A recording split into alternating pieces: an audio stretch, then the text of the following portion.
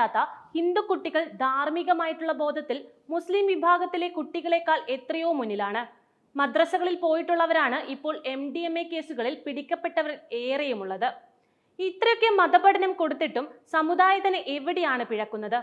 വൈറലായിക്കൊണ്ടിരിക്കുകയാണ് KT ജലീലിന്റെ ഈ വാക്കുകൾ. കുട്ടികളെ ജീവിതത്തിൽ നിന്നും മാറ്റി നിർത്തുന്ന MDMA പോലുള്ള മാരക മയക്കുമരുന്നുകൾക്ക് എതിരെ അതിശക്തമായ പോരാട്ടത്തിലാണ് ഇന്ന് നമ്മുടെ കേരളം.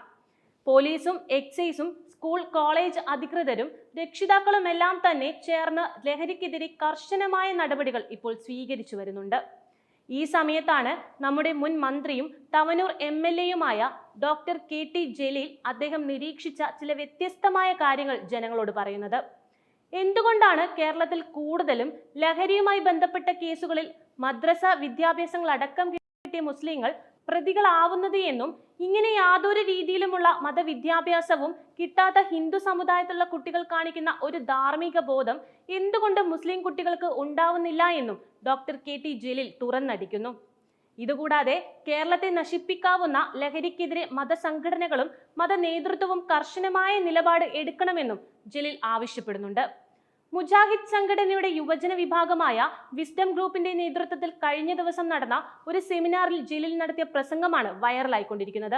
നേരത്തെ സ്വർണ്ണക്കടത്ത് അടക്കമുള്ള കാര്യങ്ങളിൽ മതനേതൃത്വം ഇടപെട്ടെന്ന് ജലീൽ പറഞ്ഞതും വിവാദമായിരുന്നു. മദ്രസയിൽ പോകുന്നത് കൊണ്ട് മാത്രം കുട്ടികൾ ധാർമ്മിക ബോധം ഉണ്ടാവുന്നുണ്ടോ? സമ്മേളനത്തിൽ ജലീലിന്റെ വാക്കുകളുടെ പ്രസക്ത ഭാഗങ്ങൾ ഇങ്ങനെയാണ്.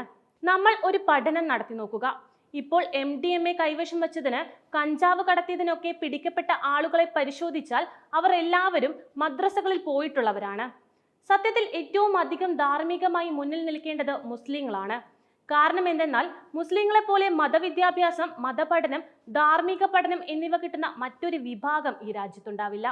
ഹിന്ദു കുട്ടികൾക്ക് ഈ തരത്തിലുള്ള മതവിദ്യാഭ്യാസവും അവരുടെ ചെറുപ്പകാലത്ത് കിട്ടുന്നില്ല എന്നോർക്കണം നമ്മൾ. അവർക്ക് ആരാണ് പറഞ്ഞു കൊടുക്കുന്നത്? നിങ്ങൾ കളവ് നടത്തരുത്, നിങ്ങൾ മദ്യപിക്കരുത്, നിങ്ങൾ ഇത്തരത്തിലുള്ള ലഹരി സാധനങ്ങൾ കൊണ്ടു നടക്കരുത് എന്ന് അവർക്ക് ജീവിതത്തിൽ ഒരിക്കലും ഇതൊന്നും ഒരു പുരോഹിതനിൽ നിന്നും കേൾക്കാൻ കഴിയാറില്ല. അങ്ങനെ ഒരു മദ്രസയിലോ ഒരു ക്ഷേത്ര പാഠശാലയിലോ പോവാത്ത സഹോദര സമുദായങ്ങൾ പുലർത്തുന്ന ആ ഒരു ധാർമ്മിക ബോധം പോലും സ്ഥിരമായി മദ്രസയിൽ പോയി എല്ലാം പഠിച്ചു എന്ന് പറയുന്ന ഒരു കൂട്ടം മുസ്ലിം സമുദായത്തിൽ നിന്ന് ഉണ്ടാവുന്നില്ല. അതാണ് ചിന്തിപ്പിക്കുന്ന കാര്യം. ഇതുമായി സംബന്ധിച്ച് പരിശോധിക്കേണ്ടേ? ഞാനൊരു 10-12 വർഷക്കാലം കോളേജ് അധ്യാപകനായിരുന്നു. എനിക്കറിയാം അത്. ഇവിടെ ഉണ്ടാവും അധ്യാപകർ. നമുക്ക് സത്യസന്ധമായി നമ്മുടെ നെഞ്ചത്ത് കൈവച്ച് പറയാൻ കഴിയുമോ? അച്ചടക്കത്തിന്റെ കാര്യത്തിൽ, അധ്യാപകരെ ബഹുമാനിക്കുന്ന കാര്യത്തിൽ മുന്നിൽ മുസ്ലിം കുട്ടികളാണോ?